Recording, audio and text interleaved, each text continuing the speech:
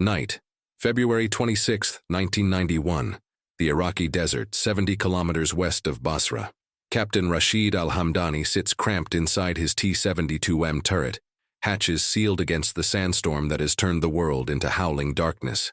The Republican Guard's Tawakkalna division has dug in along the coalition's likely advance route, but intelligence has proven worse than useless. Al-Hamdani's gunner reports nothing through the optical sight. Blackness. The sandstorm has devoured everything. The only light comes from dim red interior lamps, casting shadows that make the gunner look already dead. "Commander, I cannot see." Al-Hamdani knows the procedure. To engage at night, activate the TPN-14923 infrared searchlight. The invisible beam will illuminate the battlefield through the infrared scope.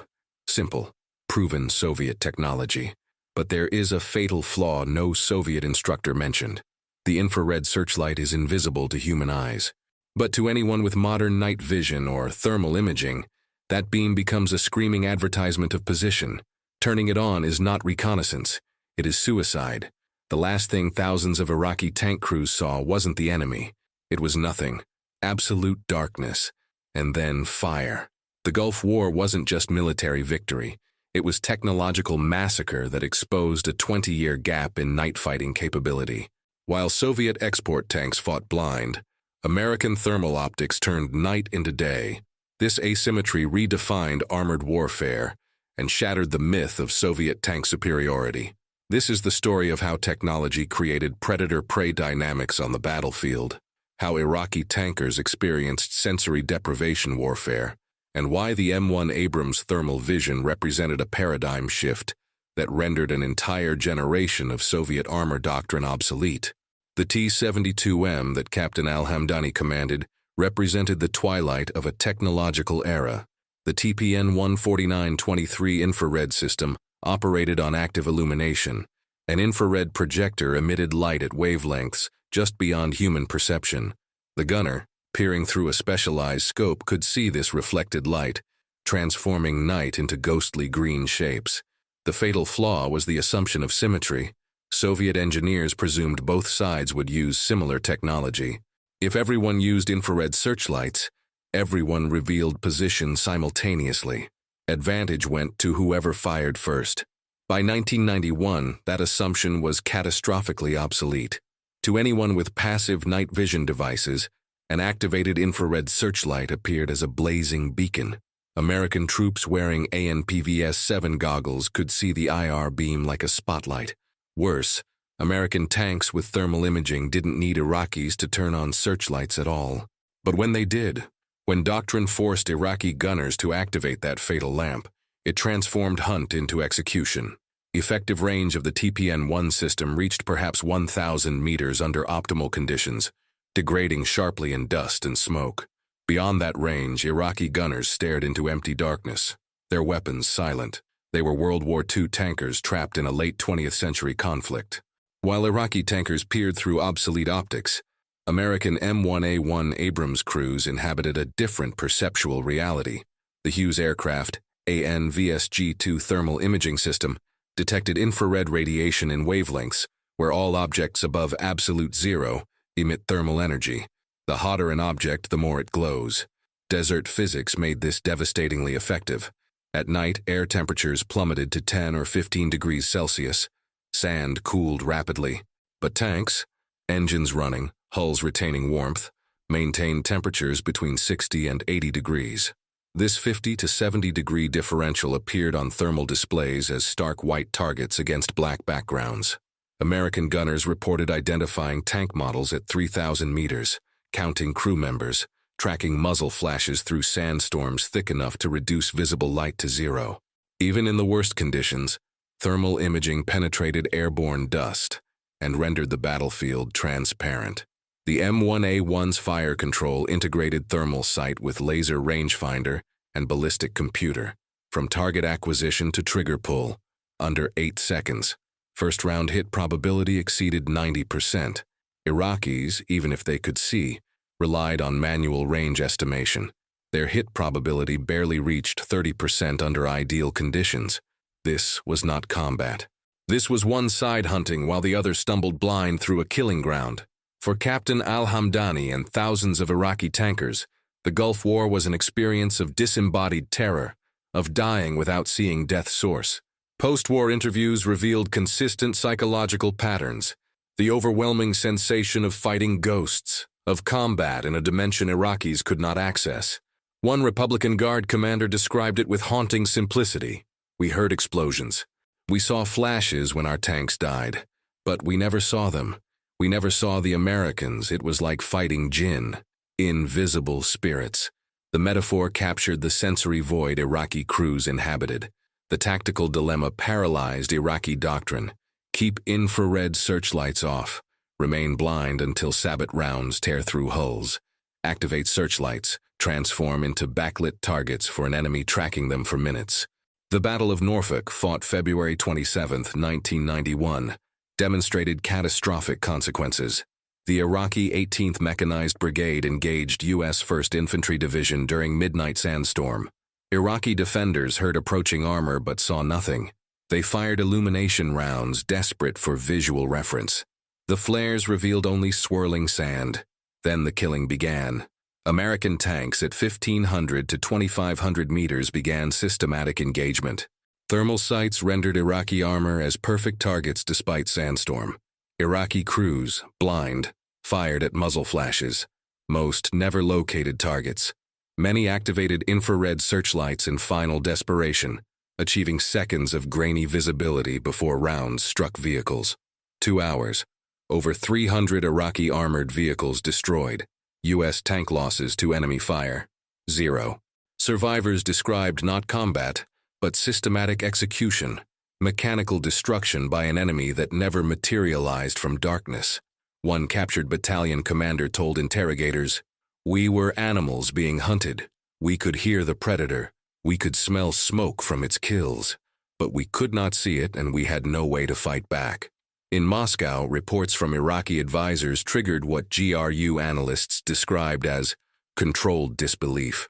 Coalition forces destroyed over 2,000 Iraqi tanks. Iraqi forces destroyed 0 American M1 Abrams in tank combat. 9 M1s lost total, 7 to friendly fire, 2 to mechanical failures. Not a single M1 penetrated by Iraqi fire. For Soviet military intelligence, this was existential. The GRU assessment traced dominance to passive thermal imaging. Soviet intelligence had known of American thermal programs since the late 1970s, but they underestimated technology maturity and deployment scale. By 1991, the U.S. had fielded over 4,000 thermal-equipped M1A1 tanks. Every frontline American armored vehicle possessed night fighting capability, exceeding anything Soviet. The Americans had industrialized thermal imaging across entire force structure. Soviets had pursued thermal research, but budgetary constraints meant systems never reached mass production. Export variants like the T-72M remained locked in 1960s active infrared technology. The GRU concluded Americans achieved categorical dominance in conditions of limited visibility, and that Soviet programs required acceleration and resource priority to address capability gap. In practical terms, Soviets acknowledged they had lost the night and lacked economic capacity to close the gap. The dominance of thermal imaging over active infrared rested on fundamental physics. Active systems announced observer position. Any sensor detecting near-infrared could see searchlight beams. American night vision rendered Iraqi beams obvious as lighthouse beacons. Active infrared required clear line of sight. Obscuration scattered the beam. During sandstorms, TPN-1 effective range collapsed to hundreds of meters. Thermal imaging operated on different principles. Every object above absolute zero emits far infrared radiation. The M1A1 system detected this emitted radiation, requiring no active illumination. American tanks remained electronically silent. Thermal imaging penetrated obscurance, defeating visible systems. Sandstorms scattered shorter wavelengths, but allowed far infrared to pass. American thermal sights saw through conditions rendering Iraqi optics blind. Desert thermal environment created maximum contrast. Night air temperatures, 10 to 15 degrees. Tank temperatures, 60 to 80 degrees. This differential appeared as stark white targets on black backgrounds. American gunners described Iraqi tanks as glowing ornaments. One M1A1 gunner stated, They looked like Christmas trees, bright white on black ground. You could count hatches. It wasn't combat, it was target shooting. Coalition armored forces destroyed over 2,000 Iraqi tanks during 100 hours of ground operations. M1 Abrams losses to enemy direct fire in tank combat, 0. Approximately 60% of coalition armor kills occurred during night or reduced visibility, precisely when thermal imaging granted maximum advantage. The Battle of 73 Easting demonstrated this with surgical clarity. U.S. 2nd Armored Cavalry encountered Iraqi Tawakkalna Division during sandstorm. Visibility dropped below 100 meters. Iraqi defenders in prepared positions could not see approaching Americans through sand. Americans, seeing clearly through thermal optics, identified over 160 Iraqi armored vehicles. Engagement began at ranges exceeding 2,000 meters. 23 minutes. 160 Iraqi vehicles destroyed. 2 American Bradleys lost. No American tanks lost. The Battle of Medina Ridge the following day. 186 Iraqi tanks destroyed in 2 hours. U.S. tank losses, 0. First shot hit probability. American M1A1 gunners exceeded 90%. Iraqi T-72 crews, below 40% under ideal conditions. This was not tank warfare where skill and tactics could overcome equipment deficiencies. This was industrial-scale destruction enabled by sensory monopoly. The Gulf War's armored engagements destroyed more than Iraqi tanks. They destroyed Soviet military doctrine. Soviet armor doctrine rested on foundational assumption. Massed tank formations could overwhelm technologically superior opponents through numerical superiority. The doctrine acknowledged NATO might field better platforms, but Soviet planners believed numerical advantage would compensate. The Gulf War revealed this catastrophically wrong. Iraqi forces fielded approximately 4,000 tanks, more than coalition ground forces initially deployed. By Soviet doctrinal standards, this numerical advantage should have enabled effective resistance. The campaign lasted 100 hours and produced the most one-sided armored victory in modern history. The failure was perceptual. Iraqi forces could not see the battlefield at night. Without thermal imaging, without GPS navigation, Iraqi numerical advantage became meaningless. For Soviet theorists, implications were devastating. If Americans could achieve 100-to-1 kill ratios against numerically superior forces, then the entire premise of Soviet war planning collapsed. Soviet planners had wargamed NATO Warsaw Pact scenarios, assuming 3-to-1 numerical advantages would enable breakthrough despite American technological edge. The Gulf War demonstrated even greater numerical superiority, meant nothing if technological gap extended to sensory dimension. Tank procurement philosophy shifted fundamentally worldwide. Pre-Gulf War, militaries evaluated tanks primarily on firepower, protection, mobility. Post-Gulf War, sensor capability became dominant factor. The Soviet Union faced unbridgeable gap. Retrofitting thermal systems to tens of thousands of tanks would cost hundreds of billions the collapsing economy could not provide. The doctrine sustaining Soviet military planning since 1945 died in the Kuwaiti desert. In modern armored warfare, information dominance beat numerical superiority. The M1 Abrams dominance echoed forward through decades. The Soviet Union's dissolution occurred less than 10 months after the Gulf War. The comprehensive technological defeat accelerated Soviet military acceptance of irreversible strategic lag. Russia inherited Soviet military's technological debt. Modern Russian tanks feature thermal imaging, but the 30-year gap remains visible in legacy forces. This gap manifested during Russia's 2022 Ukraine invasion. Ukrainian forces equipped with Western thermal systems recreated elements of Gulf War predator-prey dynamic. Russian columns with mixed sensor capabilities found themselves engaged at night by enemies they could not detect.